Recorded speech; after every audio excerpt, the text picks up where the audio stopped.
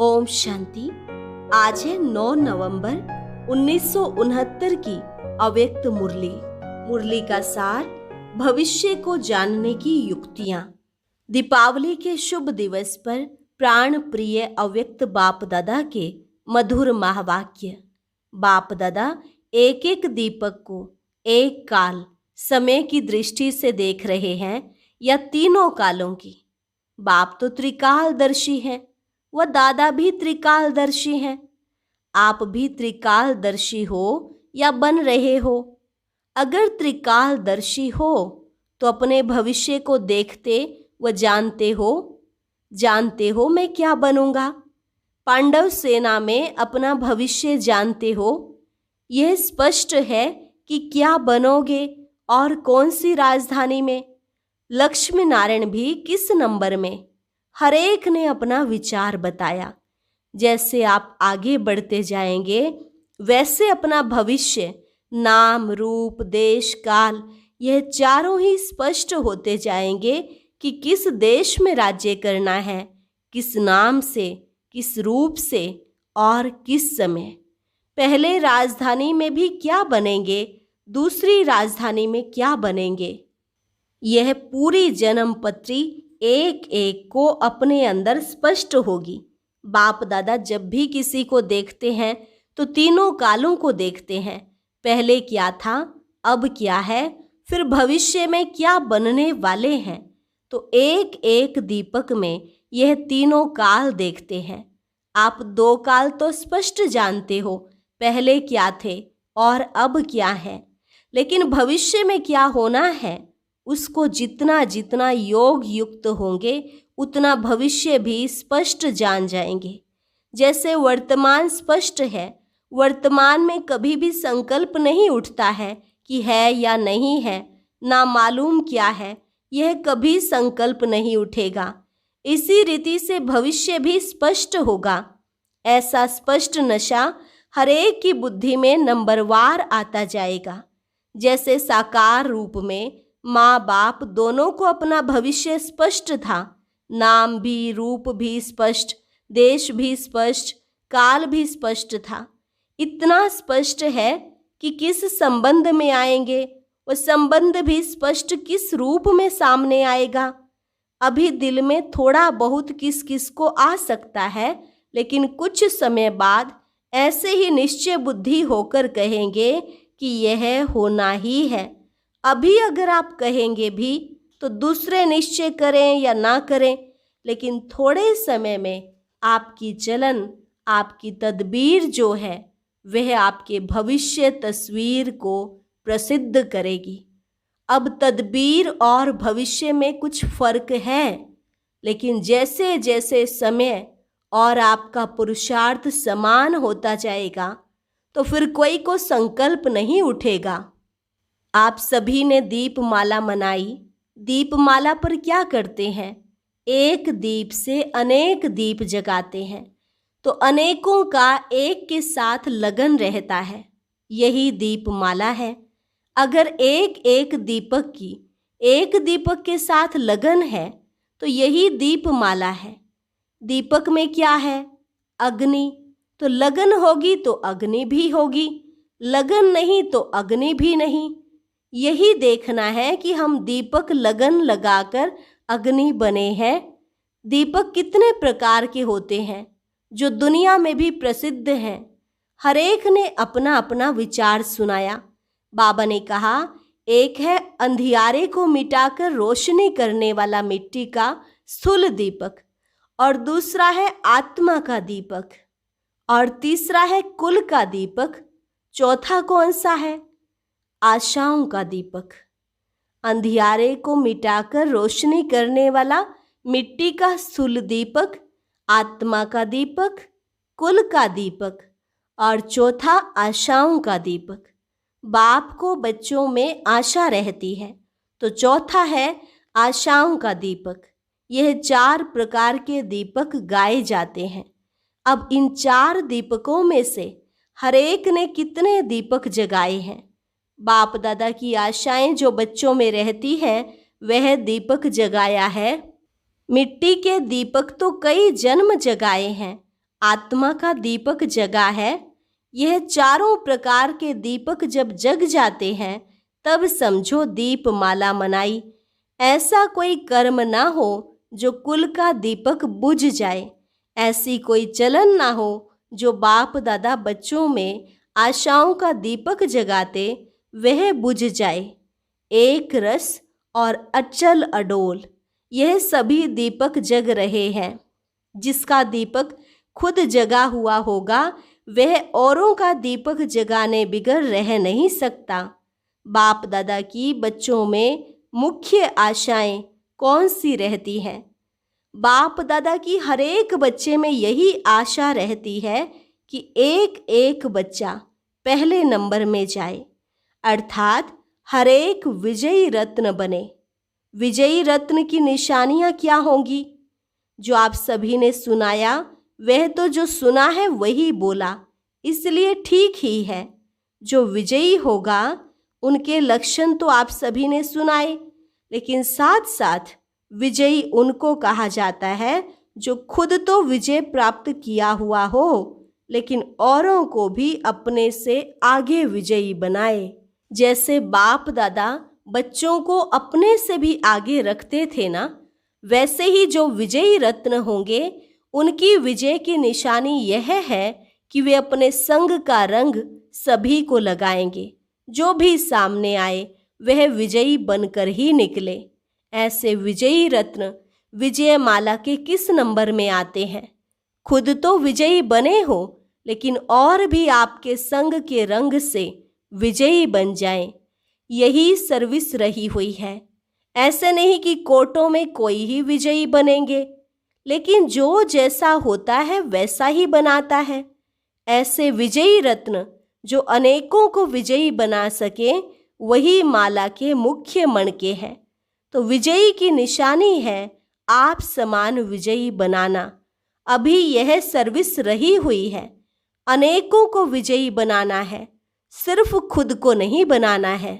दीपमाला में पूरी दीपमाला जगी हुई होती है। जब दीपमाला कहा जाता है तो अनेक जगे हुए दीपकों की माला हर एक ने गले में डाली है। ऐसे जगे हुए दीपकों की माला हर एक रत्न अपने गले में जब डालेंगे तब विजय का नगाड़ा बजेगा। जैसे दिव्य गुणों की माला अपने में डाली है, वैसे अनेक जगे हुए दीपकों की माला अपने गले में डालनी है। जितनी यहाँ दीपकों की माला अपने गले में डालेंगे उतनी वहाँ प्रजा बनेगी। कोई कोई माला बहुत लंबी चौड़ी होती है, कोई सिर्फ गले में पहनने तक होती है। तो माला कौन सी पहननी है? बहुत बड़ी। ऐसी माला से अपने आप को श्रृंगार करना है। कितने दीपकों की माला अब तक डाली है? गिनती कर सकते हो? वह अनगिनत है। दीपक भी अच्छे वह लगते हैं जो तेज जगे हुए होते हैं। टिमटिम करने वाले अच्छे नहीं लगते। अच्छा, मधुबन के फूलों में विशेषताएं क्या होनी चाहिए? नाम ही है मधुबन, तो पहली विशेषता है मधुरता।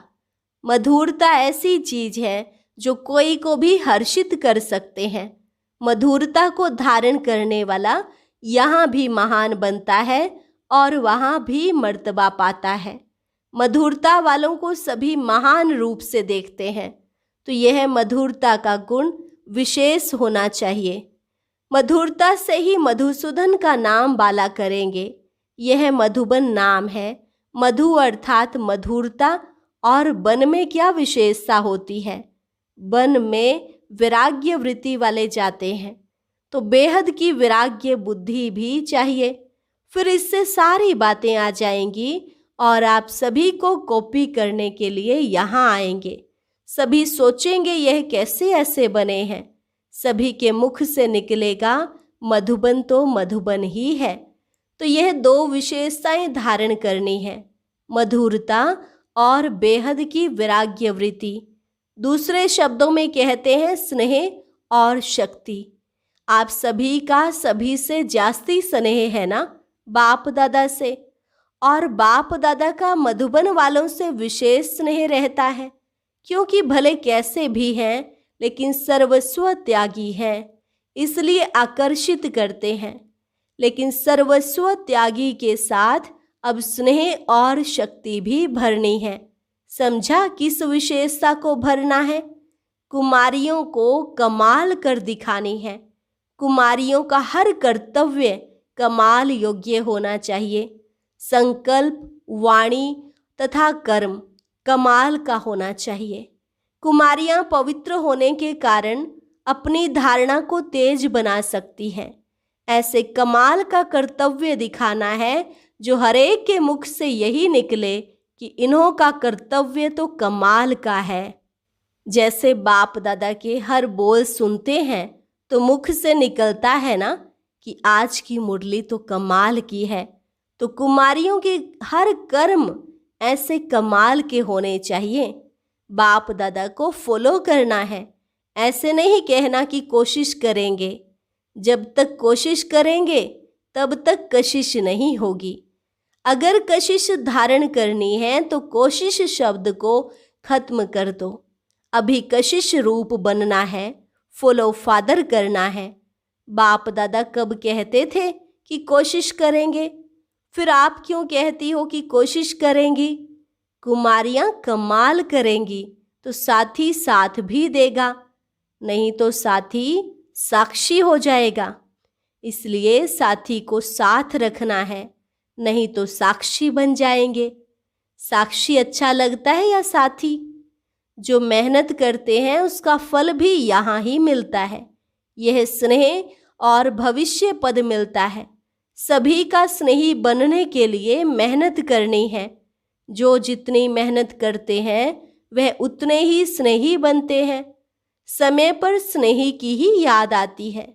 कोई बात में मेहनत की याद आती है। बाबा भी क्यों याद आते हैं? मेहनत की है तब स्नेह है। मेहनत से स्नेही बनना है। जितना जास्ती मेहनत उतना सर्व के स्नेही बनेंगे। मेहनत का फल ही स्नेह है। जो मेहनत करते हैं उनको हरेक स्नेह की नज़र से देखेंगे।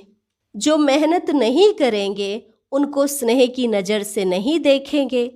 स्टूडेंट को टीचर के गुण जरूर धारण करने हैं। स्नेह ही संपूर्ण बनाता है। स्नेह के साथ फिर शक्ति भी चाहिए। दोनों का जब मिलन हो जाता है तो स्नेह और शक्ति वाली अवस्था अति न्यारी और अति प्यारी होती है। जिसके लिए स्नेह है उसके समान बनना है। यही स्नेह का सबूत है। इसमें अपने को चेक करना है कहाँ तक हम समानता में समीप आए हैं। जितना जितना समानता में समीप होंगे उतना ही समझो कर्मातीत अवस्था के समीप पहुँचेंगे। यही समानता का मीटर है। अपनी कर्मातीत अवस्था को परखना है। सिर्फ स्नेह रखने से भी संपूर्ण नहीं बनेंगे। स्नेह के साथ साथ शक्ति भी होगी तो खुद संपूर्ण बन औरों को भी संपूर्ण बनाएंगे। क्योंकि शक्ति से वह संस्कार भर जाते हैं। तो अब स्नेह के साथ शक्ति भी भरनी है। बाबा पूछते, सभी के दिलों पर विजय किन गुणों से प्राप्त कर सकते हो? सभी को संतुष्ट करना। बाप में यह विशेष गुण था, वही फॉलो करना है। सभी मधुबन की लिस्ट में हो या ऑलराउंडर की लिस्ट में हो। एक है हद की लिस्ट, दूसरी है बेहद की लिस्ट। ऑलराउंडर और एवर रेडी। इस लिस्ट में मालूम है क्या करना होता है? 1 सेकंड में तैयार। संकल्पों को भी 1 सेकंड में बंद करना है। मिलिट्री वालों को हर समय बिस्तरा तैयार रहता है। यह संकल्पों का बिस्तरा भी बंद करना है। बिस्तरा भी एवर रेडी रहना चाहिए। एवर रेडी बनने वालों का संकल्पों का बिस्तरा तैयार रहना चाहिए। कोई भी परिस्थिति हो उसका सामना करने के लिए पेटी बिस्तरा तैयार हो। अच्छा रूहानी बच्चों, तुम आत्माओं को वाणी से परे अपने घर जाने के लिए पुरुषार्थ करना है। इसलिए इस पुरानी दुनिया में रहते देह और देह के संबंधों से उपराम चित्त होना है। पतित दुनिया में रहते हुए बाप पवित्र बनने की शक्ति देते हैं। पुरुषार्थ करके तुमको सदा पवित्र बनना है। बच्चे, सदैव गुण ग्राहक बनना है। स्तुति, निंदा, लाभ, हानि, जय, पराजय सभी में संतुष्ट होकर चलना है और रहम दिल बनना है। अच्छा, और अब यह एक बहुत अच्छी वीडियो भी जरूर देखें।